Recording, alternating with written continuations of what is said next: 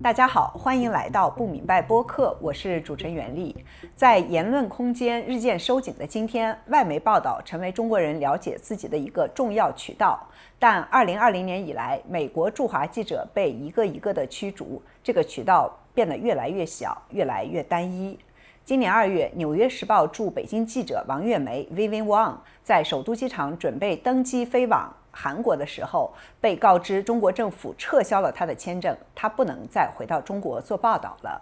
这对于外媒的中国报道是个严重的损失。这几年对华报道越来越侧重于地缘政治，而 Vivian 是少数还在中国而且关注普通中国人命运的外国记者。2021年，他是《纽约时报》报道新冠疫情获得普利策公共服务奖的团队成员。上个月，他又拿到了亚洲协会奥斯本·埃列特亚洲杰出报道奖，我是这个奖的评委之一，对 Vivian 获奖特别的高兴。Vivian 回到了纽约，也有一个好处，就是我们可以见面。今天呢，我们就坐下来，聊聊他做驻华记者这些年的经历，还有他对中国社会的观察。Vivian 你好，首先欢迎回到纽约。对，真的有点奇怪，因为我们以前都是在亚洲见面，是吧？在我们开始讲你被驱逐的这个经历之前，我想先聊一聊，就是你的个人的成长的经历。你能不能先讲一讲，就是你是在哪里出生长大的，还有你小时候是怎么学中文的？我都是在美国出生长大的，我是在 Michigan 州出生的，然后在芝加对，然后在芝加哥周围长大的。我学中文就是我出生之后，我爷爷奶奶和外公外婆都过来带了我一阵子，所以就是英语还算是我的母语，但是从小也学的中文，然后每个星期天都会就父母逼着我上中文学校。你那时候是很生气是吗？当然很生气，对。然后好像6年级的时候，就突然有一个选择，在上学校的时候可以选择学西班牙语，我就很开心。我说我不学中文了，我学西班牙语。然后可能是到了大学才觉得其实应该多学一学中文。对，是你是看《还珠格格》学中文？特别喜欢看《还珠格格》。对，我妈还开玩笑说，那个我小时候以为就正是形容自己的一个，是我的一个，也就是说你说正吗？正，对啊，对，因为看《还珠格格》嘛，对。比如说放暑假就不停的家里不停的放，特别喜欢，对。为什么这么喜欢《还珠格格》呀？格格皇帝什么故宫都觉得好神奇啊，就特别喜欢。对，就像看童话故事一样看。对。那你是什么时候开始想着做记者的？然后后来又是怎么进入纽时的呢？我从小就是特别喜欢看书、看小说，然后也自己从小也很喜欢写东西，然后就比如说我爸妈会开玩笑说什么，我可能10岁左右的时候，就我们感恩节的时候，我会给大家写一个就是我们家庭的一个报道，说今年我们都干了一些什么什么什么的。10岁的时候。对，就很小的时候。但可能真的考虑当记者的时候是读了大学之后，然后我当时就是参加了我们学校的报纸，然后我记得就是在耶鲁，是不是？在耶鲁，对，Yale Daily News。然后印象特别深刻，就是我第2年的时候，大2的时候，跟另外一个学生一起写了一篇关于就是性骚扰的一篇文章，就是大学 Yale University Administration 是怎么处理就是这些问题，然后我们就是拿到了一些算是内部的一些文件吧，然后就报道了。然后我印象特别深刻，就是第2天。我们在吃饭的时候或者在宿舍里能看到很多学生在读我们这篇报道。那平时你也知道，就是没有人看学生的报纸的，对。然后就感觉我们真的还是就是大家还是蛮感兴趣我们写的这篇报道。你看到了你的报道的影响力，对，是吧？对，所以就从那儿就开始觉得这很有意思，然后基本上就是没有其他的想法了。但是纽时的这个Summer Intern 是吧？这个实习的机会，简直我认为是美国最难的之一。你竟然你真的是很厉害。对，我是从实习开始的，就是我都是就基本上上大学的时候，每一年夏天都会在一个报纸实习。你还在哪些报纸实习过？就第一个是 Milwaukee Journal Sentinel。就算是比较小的，但也算是比较传统的媒体，也挺好的一个报纸。对。然后第2年是 Boston Globe。Boston Globe。对。然后我觉得 Boston Globe 可能就是帮助我拿到了纽时的实习。你更厉害的就在于你在纽时实习了，然后还留了下来，这个简直就是又难上加难，就是几乎和登天差不多难的。对，我可能因为那年是17年吧，可能也算是第一个什么 Trump bump， 对吧？就是什么订阅者也增长了很多，所以我觉得那年可能纽时比较开心。对，也想要更多的记者来做报道，是吧？你刚来纽时的时候是报道的是State News。纽约市，其实刚开始是一个 Metro Intern， 就是纽约市的一些说哪里有一个开枪了，哪里就着火了什么的。然后过了可能6个月吧，我就开始我转正的时候是去报道了纽约州的政治。你是要去 Albany 吗？对，是经常要去，还是你要住在那儿，还是说？我完全没有住在那儿，对，但是我是可能每个星期会上去，然后待2-3天。因为纽时现在应该也还有，就纽时在那儿有一个房子，然后我就住在那儿。然后因为我们有一个 corporate apartment 在那儿，算是对。但是因为其实那些就纽约州的那个 legislature 其实也只是半年才是 in session。然后那半年之内也只是2-3天每一周。对，就国会就是它是州议会，也只有半年。对。开会，剩下半年其实没有那么多的事儿，对吧？对。你去北京其实是一个挺曲折的过程。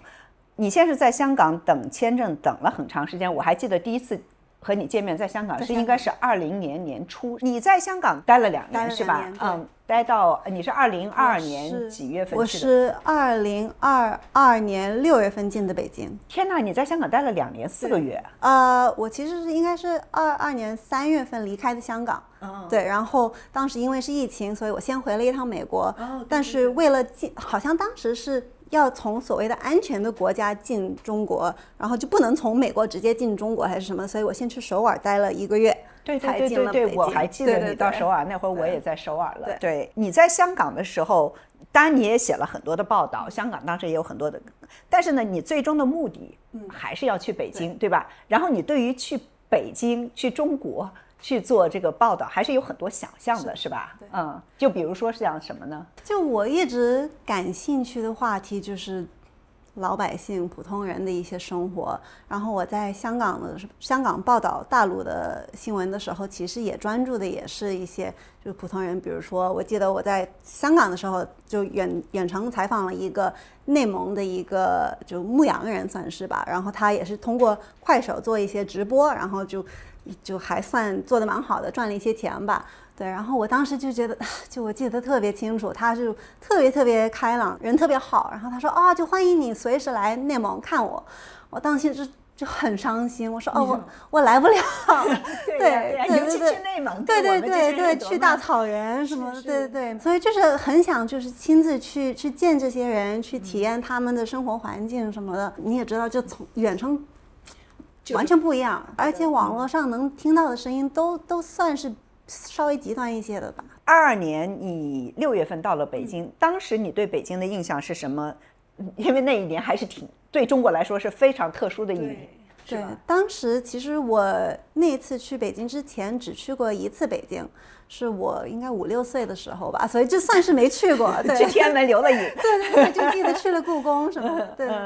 所以其实我也当时也不知道就会遇到一些什么样的情况，而且我记得我其实第一印象还是听起来可能有点奇怪，但是我记得就当时还感觉北京有一些地方感觉比香港要自由一些，或者能稍微放松一些。绝对是这样。对，因为香港在19年以后是非常压抑的，是吧？对，就感觉就是大家特别小心翼翼的，然后没有人愿意接受采访，然后就政府也抓得特别紧。然后到了北京就发现，当然就疫情管控什么的管得特别严，但是同时也会就比如说看到很多大妈跟那些保安吵架啊，或者说什么，就大家都知道这个红线在哪里，所以就胆子也大一些。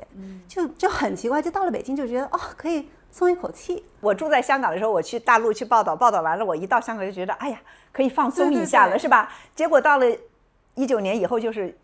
彻底反过来了。对，我记得特别清楚，就是白纸的时候，我那会儿住在韩国，我当然做很多很多的采访他们，但是我当时就说，哎呀，我看到了你 Vivian 去了现场，然后就去和这些人，然后给我们写的这种很多的这种气氛，我们的很多听众对白纸这个事情是非常感兴趣的。你愿意不愿意稍微描述一下你当时去那儿，你觉得那时候的中国人和你平时见到的中国人有不同吗？其实我也很愿意承认，我当时也很惊讶有这个白纸运动。当然了，对，所有人都很惊讶，甚至就是先是上海发生的，对吧？然后我还是觉得，可能就是这一晚上，就北京可能没有什么事情。然后我记得那天下午，就是我也就开始听到一些风声，说也许会有一些人去亮马桥。然后但我还是觉得不太可能吧。然后我记得我就是那我去看一看，就是万一。但是我真的就甚至我在骑单车共享单车过去的时候，我想着这可能浪费时间，没什么用。然后就记得因为又是个周末是吧？对，而且特别冷那天晚上我记得。对，然后我记得我下了单车，然后到了现场，然后看到还蛮多人的，我真的就很感动。然后那些人有没有？就我觉得很有意思的，其实至少我在那一天晚上遇到的人很多，算是一些就是可能受过蛮好教育的，然后当然对，然后就可能就都是比较开放的，所以一方面对我而言也是在中国蛮特殊的一个采访经验，就是我进去的时候就知道可能很多这些人会愿意跟我聊，这是一个很罕见的一个感觉。对，但是第二，其实我那天晚上也蛮惊讶的，就是我如果跟一些人聊了一会儿，然后我说我能不能留一个你的联系方式，就是我发现大多数的人都还是只有微信，就我以为这个群体会有WhatsApp、Signal 或其他的，或者至少什么 Instagram 之类的，但大多数还是只有微信，然后都还是就不知道能不能说天真，但是他们可能就算到了这么一个危险的一个现场，他们可能也没有那种就是自我保护的一些想法吧。他们也没有特别觉得自己跨了红线，是吧？他们觉得自己的诉求是非常简单的，对，没把它特别想得很政治性的，对，哪怕就是前一天晚上上海都抓了很多人了。对，这个也是让我觉得挺惊讶的一个事情。你自己比较关注的这个议题是有哪些呢？我比较笼统的会去想一想，就比如说普通老百姓就可能是一个比较刻板印象的一个记者的一个想法，就是像什么就英文说什么的 give voice to the voiceless 那样子，发不出声音的人让他们发声，帮他们发声，是吧？就可能我自己感兴趣的是像你说的，就可能女性底层那些，就尤其是现在就中美关系这么样子的一个时期，就我发现包括我自己身边的一些朋友，美国人朋友，就他们可能想到中国的时候也不会想到就普通老百姓。我记得我还在香港的时候，就可能疫情刚爆发的时候，我跟另外一个同事 Sweetie 写过一篇关于2个武汉的女的，一个是一个护士，一个是一个医生，对，然后2个都得了新冠，一个去世了，一个活了。然后那篇文章出来之后，我记得就是我有一个朋友，他是一个就特别好的一个人，然后他也受过很好的教育，就他算是一个很开放的人，是中国人还是？不是。然后我记得他说了一句什么，就是我很开心读到这样子的文章，因为就是什么就也让我提醒到我，就是中国人也是。就是 ordinary people just like us， 就像我们的一些，然后我们是一样的人。对，然后我一方面就当然觉得这 OK 很好，我就也是希望你有这样子的反应，但另一方面我就也有点不开心吧，就觉得为什么你需要这样子的提醒啊？就为什么要读了这个文章？当然，中国人是和你一样的人，是吧？我们有一样的这种的喜怒哀乐，是吧？对。所以我就是喜欢这样子的故事吧。我觉得你的这个有女性视角，就你写比如说自驾游的这个阿姨苏敏，我特别喜欢。还有你写这个杨丽，就是中国男人就是开不了玩笑。对，就是我想问一下，就说你当然你是女性，而且你在耶鲁的时候就写这个性骚扰这样子的话题，我觉得从记者的角度也是一个挺有意思的，就是你一再的写女性，后来你当然又写铁链女，是吧？我不知道，就是你从记者的角度来说，你为什么写这个写女性写的也比较多？我这么说合适吗？就是你写女性写的比较多。对，这个确实一个我专注的一个话题。其实这个话题也算是我有过一些纠结的一个话题吧，因为我可能也是出发点，也就是因为我是一个女性，然后对这些话题感兴趣，但是我也会担心，就如果我写太多这样子的文章，会不会就是pigeonhole， 就太局限自己了，是吗？对对对，或者别人会觉得就当然女性记者只会写一些关于女性的一些话题，但我也记得，就我跟一些就是前一辈的一些记者聊的时候，他们也说过，其实女性也就人类的50%呀，所以就没有人会说你为什么专注就只是整天写男性是吧？对对对对，或者其他的就划分也，反正就是这些女性的故事也是很重要的呀。然后，而且就反正我也记得觉得这几年就是中国女性的一些觉醒和她们的一些，不知道能不能说运动了，现在可能一些地下的一些运动吧，这个也是非常，他们更活跃一些，对是吧？更敢干一些，就白纸的很多的这些都是女性在带领的，是吧？所以现在这些就是所谓的 civil society 就是基本上看不见了，但是我觉得还是女性的还是稍微能看得见。我也特别喜欢，就是你说的这个 give voice to voiceless， 就是这种底层的这样的视角，就是你写这个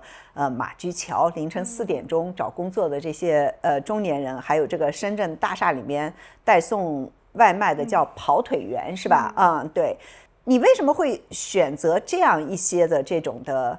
经济社会变化里面最底层的这样的视角？因为有些中国的听众可能会说，你和所有的外媒记者一样，你们就要写中国的阴暗面。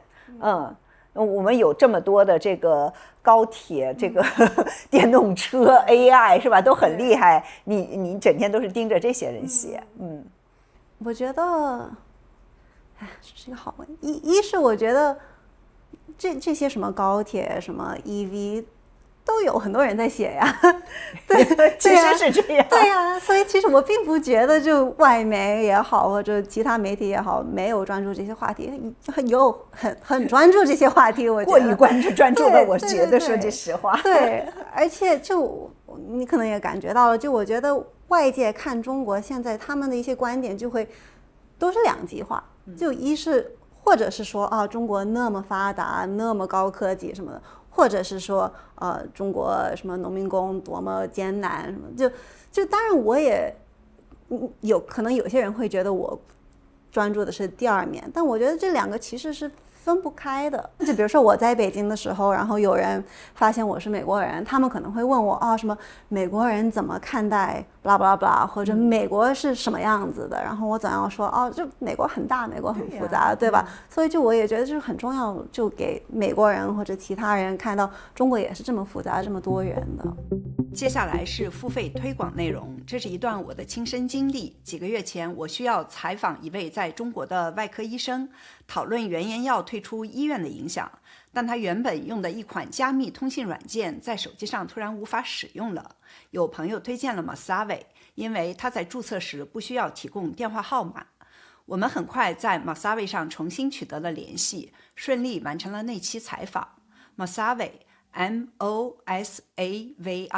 采用端对端加密技术，界面体验对中文用户来说也比较熟悉。注册过程中不需要提供手机号或邮箱。使用前请根据自身需求并结合当地法律法规自行判断。您可以在 Google Play 和 App Store 搜索 Mossavi 下载。感谢 Mossavi 对本期节目的支持。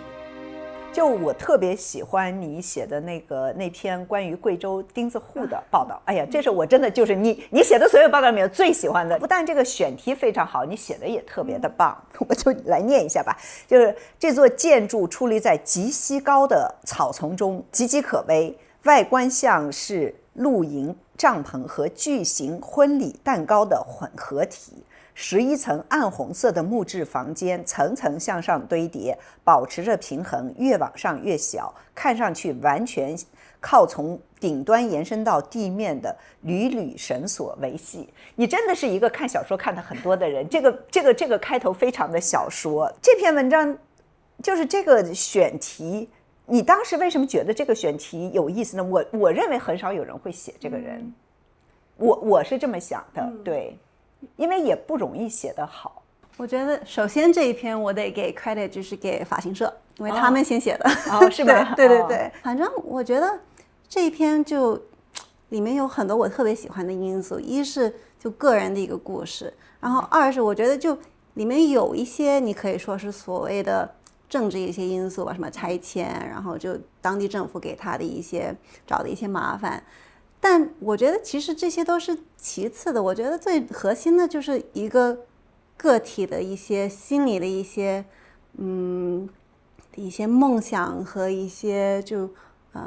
想象力都放在他这个房子上，然后这个房子像他内心的一种表达，对是吧？对像一个对艺术品。对我的感觉就是像一个艺术品。对，就是一个艺术品。对，然后我觉得就是你可以通过他的这个房子和他对这个房子的一些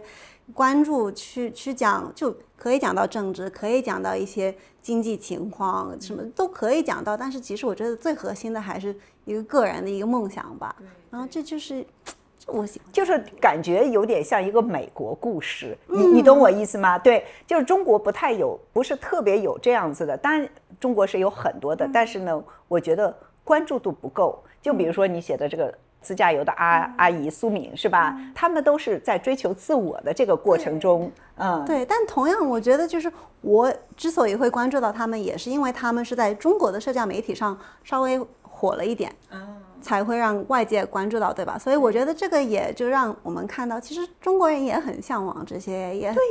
对呀。我总是觉得中国人和美国人是很像的，对，特别像，非常的像。对，你也是这么觉得吗？对，我也觉得，哪怕是对物质的追求也很像，是吧？对。我比较吃惊的就是你写了这个科技作家韩松，他同时也是这个新华社的高级记者，你还采访了被称为镜片之王的导演娄烨。就是你为什么会被这些人吸引？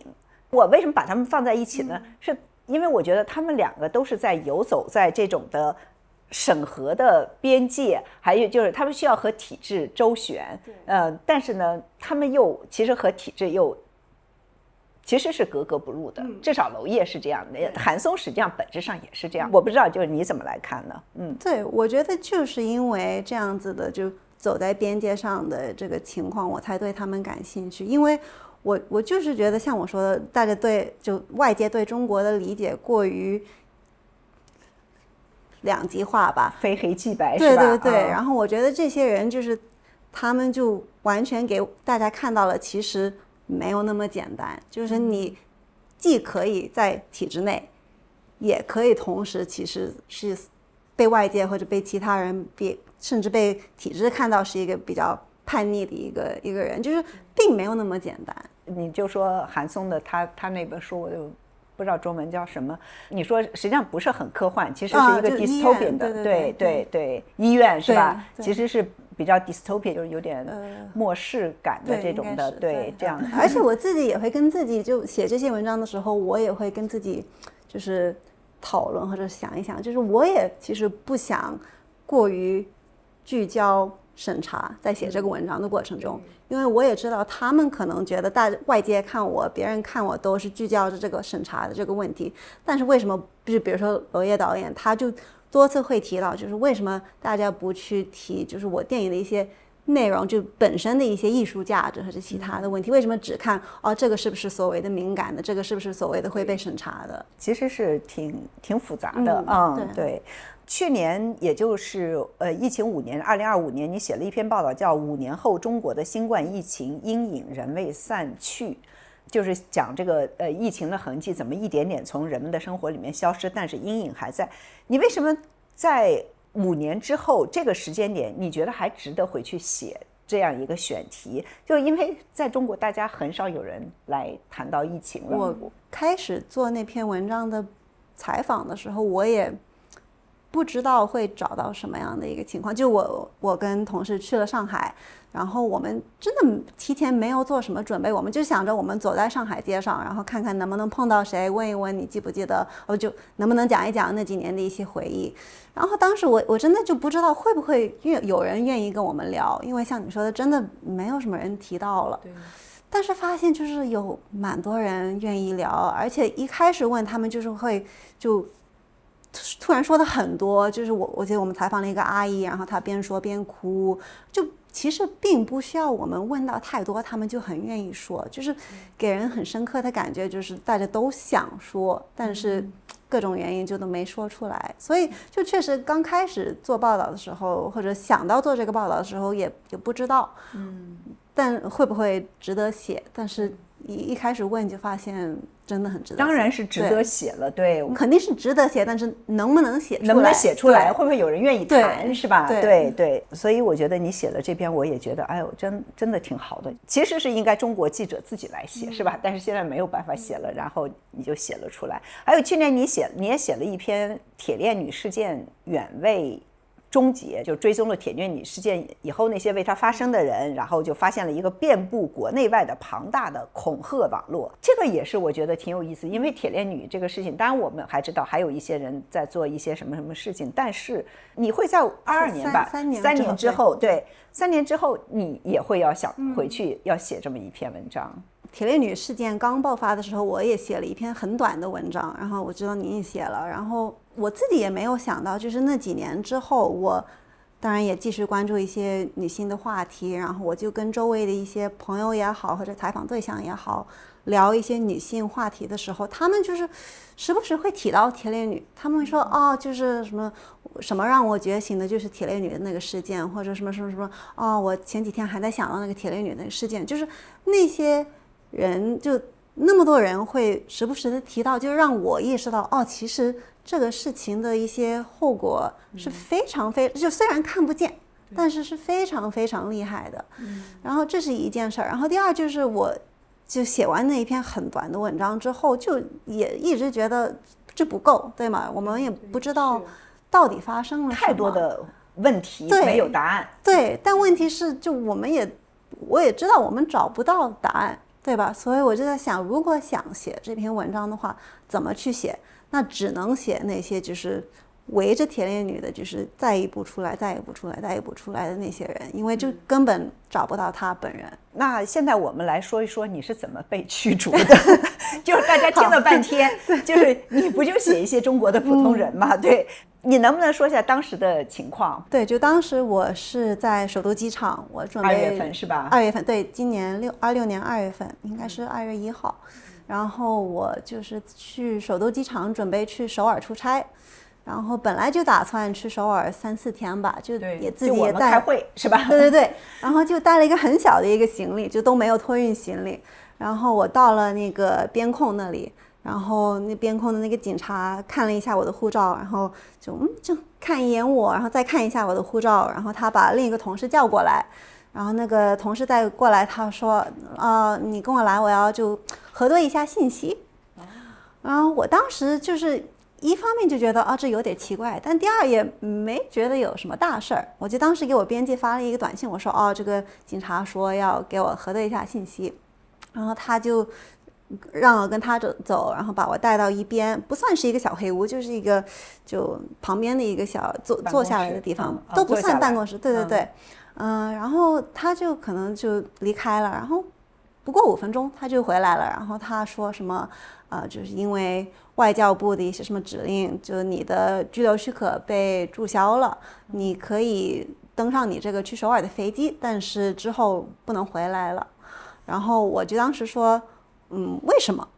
然后他说我刚跟你说了呀，就是因为外交部什么什么什么。我说 no， 我知道，但是为什么？对，为什么外交部要吊销我的这个居留？对，然后他也是说什么我不能多说了，没什么其他信息。而且其实他当时也看起来蛮紧张的，对吧？我其实也有点同情他，因为我知道他也不是他做的决定，来 deliver 这个消息的给你。对，所以那就整个过程可能只是5、6分钟，然后我就没办法，我就去了我的那个登机口，然后给我编辑打电话说我的居留许可被注销了，回不来了。对，就编辑说你能不能就不离开北京呢？然后我也跟那个警官问了，我说能不能就不走啊，不是登上飞机？他说不行，因为你的这个居留许可已经被我们注销了，对，所以你是已经算是非法就居留，对。然后就去了首尔，然后我们是亚洲，就是每年一次纽时在亚洲的编辑记者都聚在一起，我们去讨论今年的报道计划什么之类的。我还记着，我就去了，一去就听说这个消息，然后还问了你。我觉得当时你也有点就是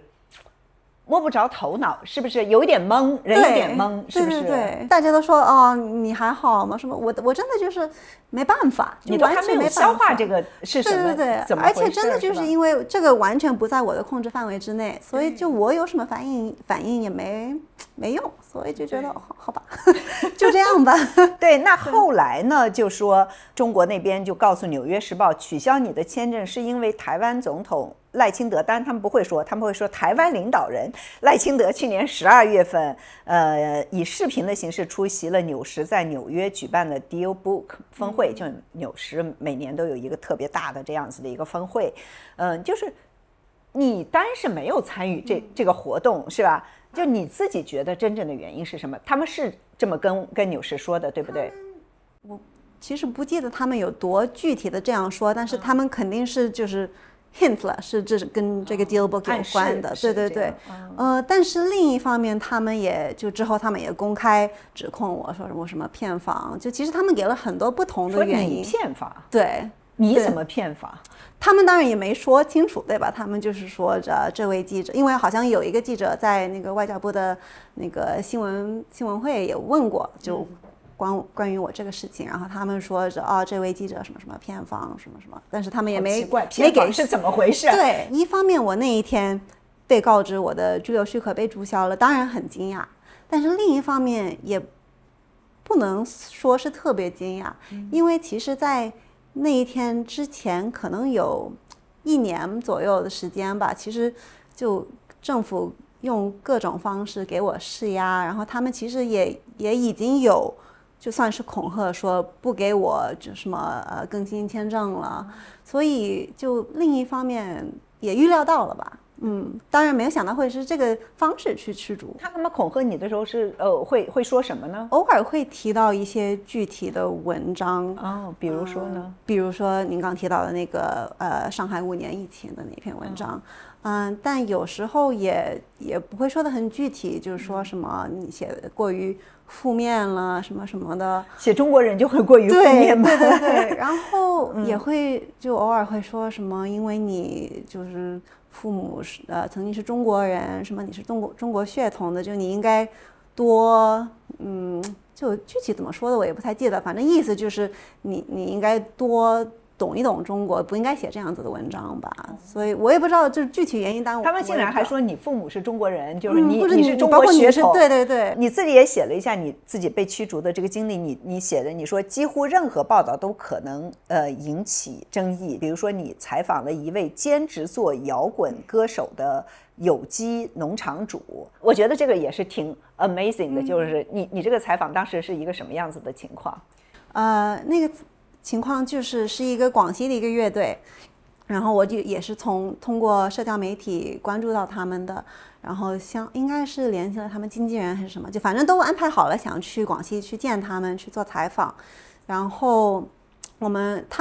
他们的那个农场算是一个很偏远的地方，所以我们开车从机场可能要开3-4个小时吧，然后就是开车到了那里的时候，发现那个农民已经被当地政府就是跟他沟通了，说了什么你得小心什么什么，这是外媒，巴拉巴拉，说话要小心一点，不要胡说，是吗？对，没有跟他说你不能接受采访，好像没有说不能接受采访。我们在那儿待了2天，然后就是我们在采访的时候，他们也过来了，说一定要就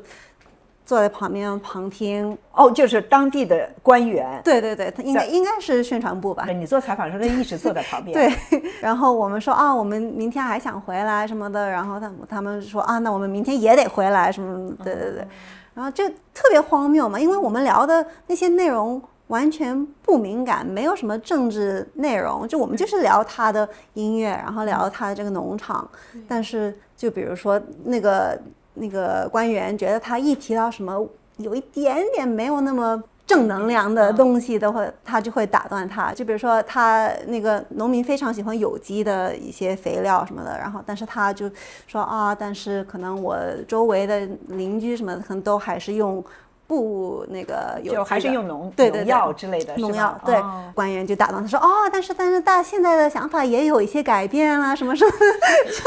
现场 spin。 对，你那篇报道我看着就挺有意思的嘛，就是讲一个就中国人说一个农民和一个摇滚乐，就是其实在任何一个国家，不光是中国，都是很有意思的。而且他就说，我这个在农忙的时候和这个我的这个演出的这个安排，我怎么来协调这些东西，这是非常有意思的，也有显示就是中国。实际上，我认为其实是挺好、挺正面的一个报道，对不对？就也会遇到这样的情况。对，你就是作为一个华裔女性这件事，就前面你说，就是外交部会跟你说，你这是中国血统，你怎么样了解中国？还有就是你去采访这个铁链女的时候，你到这个董集村，你当时也有这样子的，你能不能描述一下你去采访铁链女的这个过程？就是对，就是反正我也去了2次，然后第一次就是算是比较普通的被拦住吧，就是有一些自称是村民的人不让我们去那个房子周围去采访，然后拦住我们，然后警察就穿着便服的警察之后也过来了。然后第2次呢就稍微凶一点，就那次也是傍晚吧，然后我们又想进村，然后又有人拦住我们，所以然后他们就是拦住我们，围着我们不让我们走，然后开始就是大喊，然后还有一个所谓的一个村民还推了一下我的同事，然后他们当时也就是说我们是汉奸。你前面说就是比如说你去广西，还有去很多地方采访，就是感觉一下飞机或者一到那个地方，当地的这些人他们就知道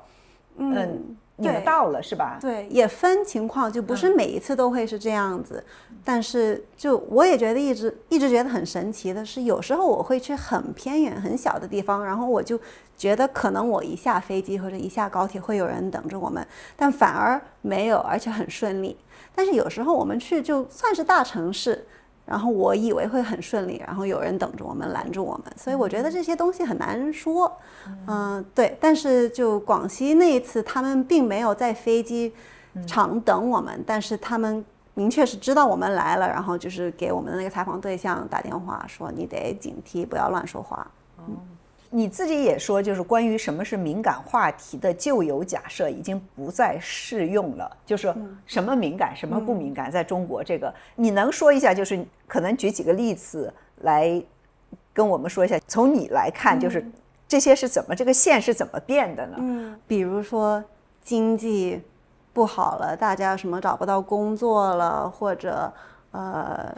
对什么多么卷，这些其实这个也算是很敏感的一个话题了。现在是很敏感，以前刚开始的时候没有那么敏感，是吧？而且比如说我们之前聊到的那个关于武汉的一个护士和一个医生的那个话题，就刚开始疫情刚爆发的时候，其实他们很愿意聊啊，他们就想分享一下他们自己在医院里的一些经验。但现在就完全想象不了，就你想聊到采访一些医院体制内的一些工作人员，很难了。比如说像我们聊到的那个农药的那个话题，其实我觉得99%的人会说这不是一个敏感的话题，但是我觉得就当地政府也好，或者普通老百姓也好，他们就是觉得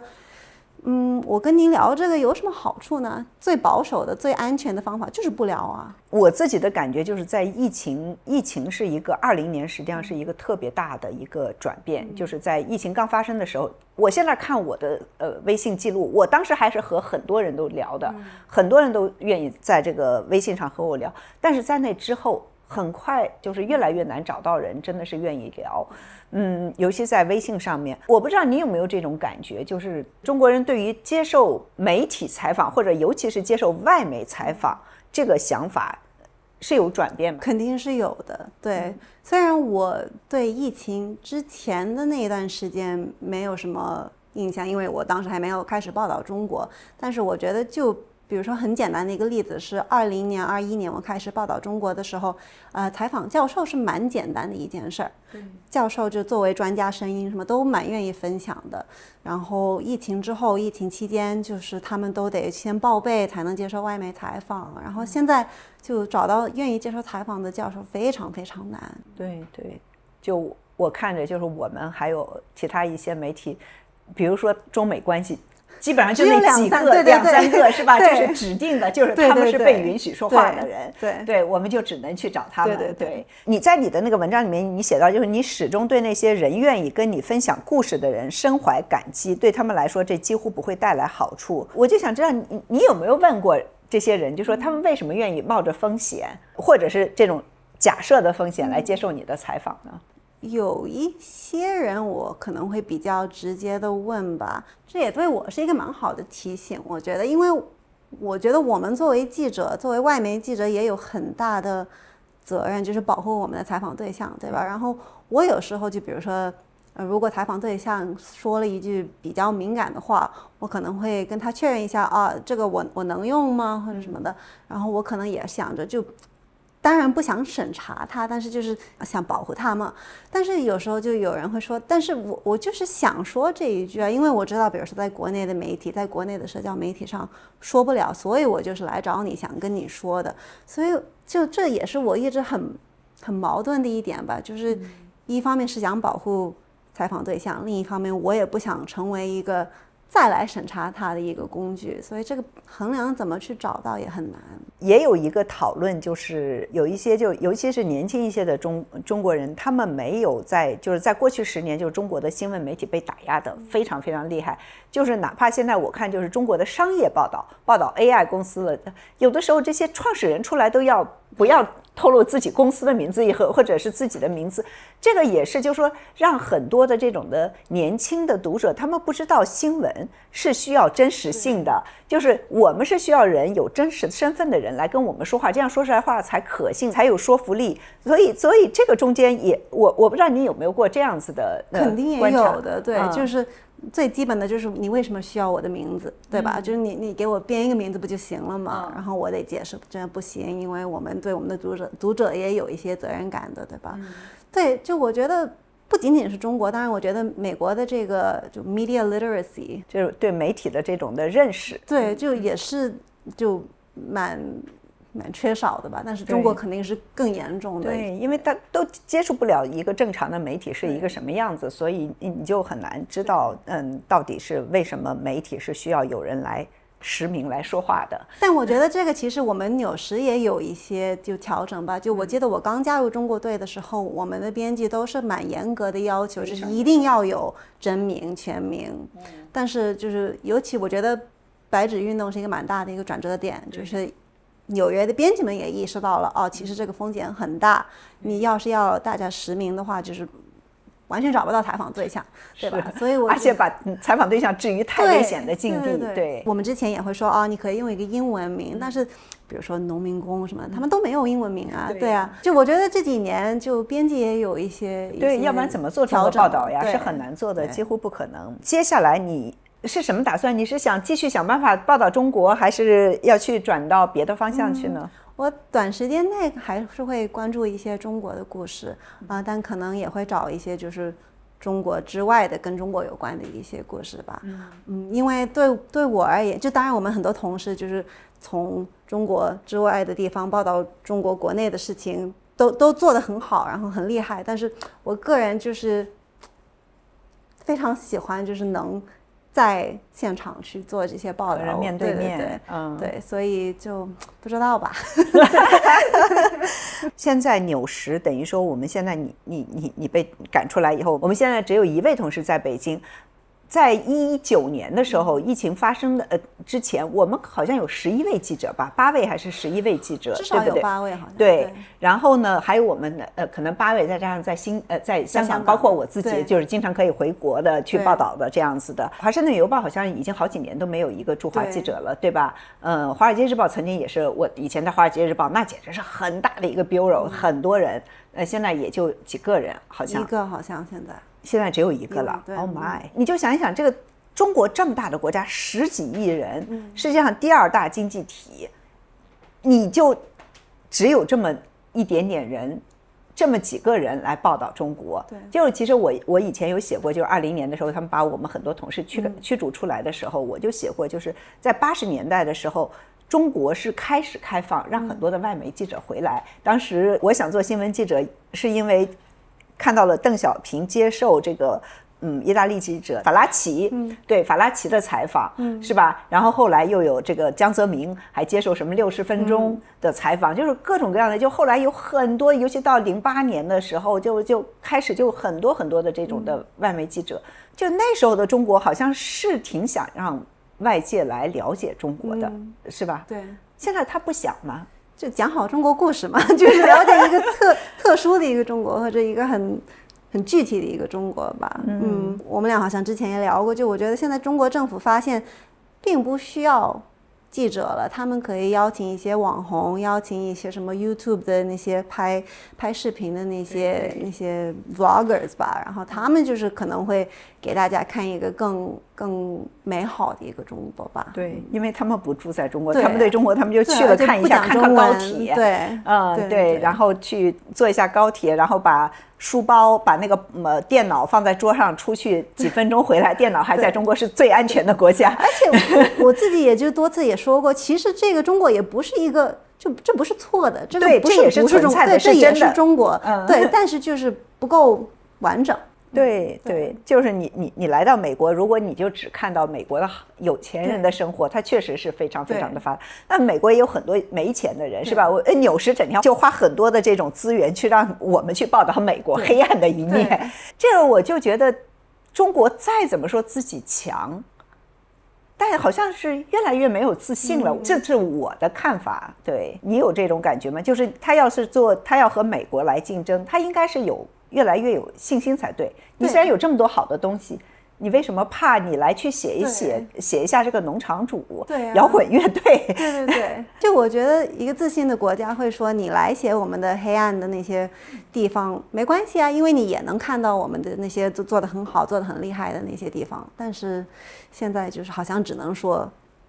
那些很厉害、很漂亮的地方，不能说那些黑暗的地方了。对，但美国现在也是挺糟糕的，就比如说川普政府前2周就是刚subpoena 我们的几个同事，但后来因为这个法官他有撤销了，是吧？对，也是让我觉得就是挺恍然的，就是说美国也会这样的事儿，但是美国还是有新闻自由的，对，它还有这个法律的这种的一个体系，但是纽时就永远都是会报道的，对这些的阴暗的地方。对，就你之前问的什么，为什么报道，为什么关注那些就是什么底层的那些黑暗的，就是因为就我们在美国学的新闻理论就是要报道这些话题啊，无论是在美国还是在中国还是其他国家，就是得报道这些话题。最后我再问一个，就是说我来为有新闻理想的中国年轻人来问你一个问题吧。你会建议他们做新闻吗？如果他们过来问你说我想做新闻记者，这个问题太难了。我觉得当记者是就我最理想的工作，这是真的是我的梦想。但是我也知道我很幸运能在一个像刚说的有资源的一个媒体当记者。我觉得如果你找不到那样子的一个机构，然后得牺牲很多自己的一些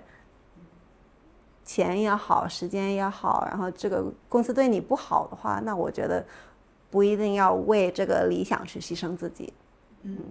但是如果能做到的话呢，这个工作特别特别好。我们请每位嘉宾推荐3部书或者影视作品，你有什么推荐？不需要跟我们刚聊的这些内容不需要，就你特别喜欢的，你觉得挺想和中国的这种中文的听众分享的。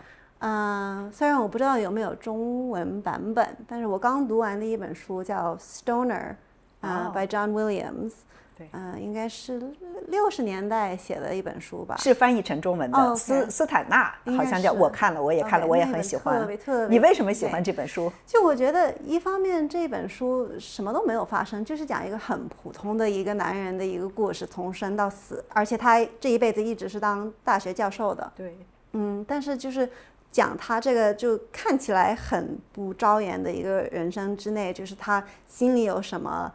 梦想，有什么向往，然后他对文学的一些热爱，就我觉得就讲的特别特别美。然后就是一方面这本书很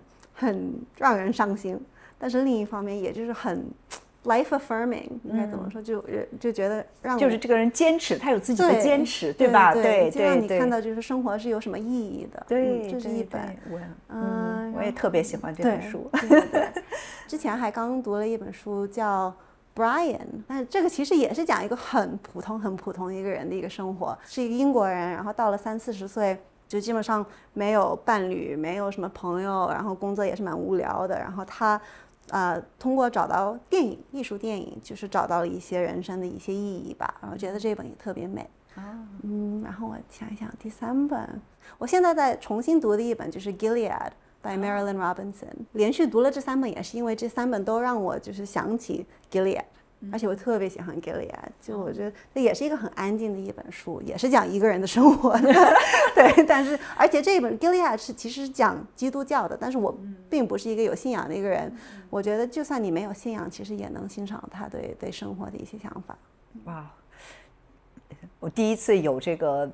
一个记者来我们播客，然后推荐的都是小说，是吗？而不是非虚构，是吗？因为多数的记者还是看非虚构看得多。我看书看90%都是小说。好，谢谢Vivian， 谢谢，也谢谢大家收听，我们下期再见。